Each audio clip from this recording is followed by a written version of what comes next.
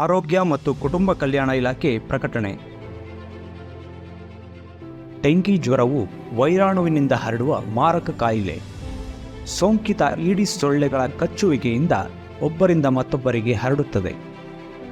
ತೀವ್ರ ಜ್ವರ, ವಿಪರೀತ ತಲೆನೋವು, ಕಣ್ಣುಗಳ ಹಿಂಭಾಗದ ನೋವು, ಮಾಂಸಖಂಡ ಮತ್ತು ಕೀಲುಗಳಲ್ಲಿ ನೋವು, ಚರ್ಮದ ಮೇಲೆ ಗಂಧೆಗಳು, ಒಸಡು ಮತ್ತು ಮೂಗಿನಲ್ಲಿ ರಕ್ತಸ್ರಾವ ಇವು ಡೆಂಗ್ಯೂ ಜ್ವರದ ಲಕ್ಷಣಗಳಾಗಿವೆ. ಈ ರೋಗದ ಲಕ್ಷಣಗಳು ಕಂಡುಬಂದಲ್ಲಿ ಅಥವಾ ಯಾವುದೇ ಜ್ವರವಿರಲಿ ರಕ್ತ ಪರೀಕ್ಷೆ ಮಾಡಿಸಿರಿ. ಹತ್ತಿರದ ಸರ್ಕಾರಿ ಆಸ್ಪತ್ರೆ ವೈದ್ಯರ ಸಲಹೆಯಂತೆ ಚಿಕಿತ್ಸೆ ಪಡೆಯಿರಿ. ನೀರನ್ನು ಹೆಚ್ಚಾಗಿ ಸೇವಿಸಿ. ಸಾಧ್ಯವಾದಷ್ಟು ವಿಶ್ರಾಂತಿ ಪಡೆಯಿರಿ ಹಾಗೂ ತಪ್ಪದೆ ಸೊಳ್ಳೆ ಪರದೆ ಉಪಯೋಗಿಸಿ. ರಕ್ತ ಪರೀಕ್ಷೆ ಮಾಡಿಸದೆ ನಿರ್ಲಕ್ಷ್ಯ ವಹಿಸಬೇಡಿ. ಸ್ವಯಂ ಚಿಕಿತ್ಸೆ ಪಡೆಯಬೇಡಿ. ನಿರ್ಜಲೀಕರಣ ಹೊಂದಬೇಡಿ. ಶ್ರಮದ ಕೆಲಸ ಮಾಡಬೇಡಿ ಹಾಗೂ ಸ್ವಯಂ ರಕ್ಷಣಾ ವಿಧಾನಗಳನ್ನು ಮರೆಯಬೇಡಿ.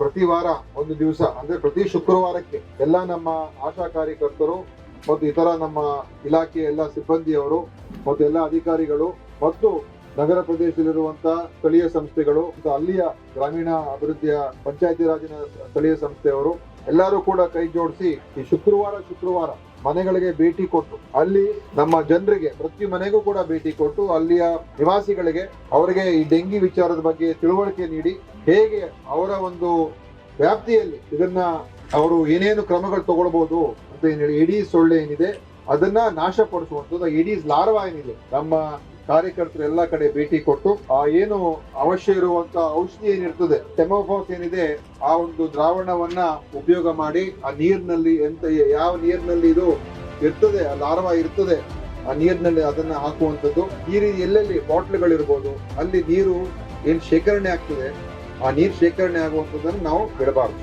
ನೆನಪಿರಲಿ, ಎಲ್ಲ ಸರ್ಕಾರಿ ಆಸ್ಪತ್ರೆಗಳಲ್ಲಿ ಉಚಿತವಾಗಿ ರಕ್ತ ಪರೀಕ್ಷೆ ಹಾಗೂ ಚಿಕಿತ್ಸೆ ನೀಡಲಾಗುವುದು.